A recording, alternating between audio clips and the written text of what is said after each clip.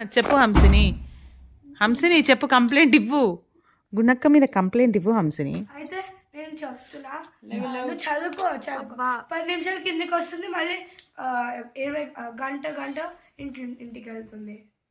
ఎందుకు గుణక్క, ఎందుకు ఎందుకు చూడు హంసిని ఏడుస్తుంది.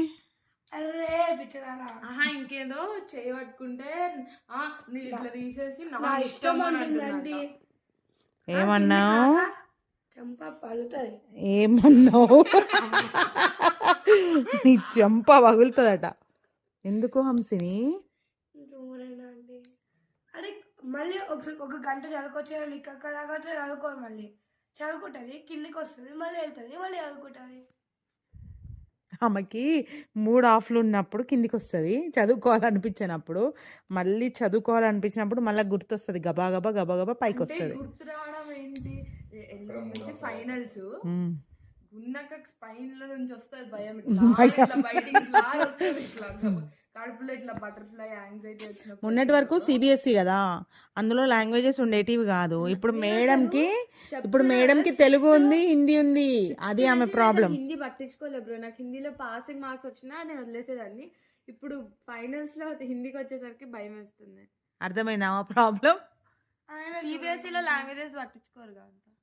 అర్థమైందా ఆ ప్రాబ్లం?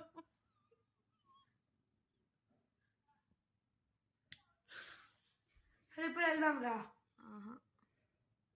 గున్ను చూడు ఎంత పెద్దగా అయిపోయారో పిల్లలు, వాళ్ళ నెయిల్స్ వాళ్ళే కట్ చేసుకుంటున్నారు.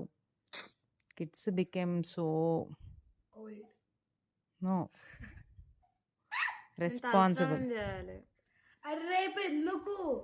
జుట్టు ఆయిల్ ఆయిల్ ఉంది. మరి నాది నువ్వు ఎన్ని రోజులు అయింది పెట్టుకొని? మరి నేను 3 days. ఆమె 2 days అవుతుంది ఆయిల్ పెట్టుకొని. అయితే రా, సాయంత్రం వస్తా. ఈ అక్క మనసంతా బయటికే ఉంది. గ్రౌండ్ ప్లే ఏరియా కాదు, మాది 2nd floor కాబట్టి ఇక్కడ ఇట్లా ఎవరైనా కిందకి వచ్చింది అనుకో, మాట్లాడుతున్నా లేకపోతే ఇట్లా క్రికెట్ ఇట్లా కొడుతున్నా వినిపిస్తా ఉంటది. సో ఎవరో మాట్లాడుతూ క్రికెట్ ఆడుతున్నారు, మా ఫ్రెండ్స్ వచ్చినేమో అని చూసిన. అదే ఎప్పుడు 24/7 బయటనే ఉంటుంది మైండ్. ఈ అక్క వచ్చింది పాపం గున్నక్కని తీసుకొని వెళ్ళడానికి. గున్నక్కేమో ఓవర్ యాక్షన్ చేస్తుంది. ఏం కాదు, తర్వాత చేద్దులే.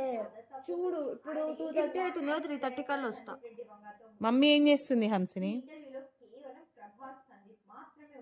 వర్కింగా? కిచెన్ వర్కా?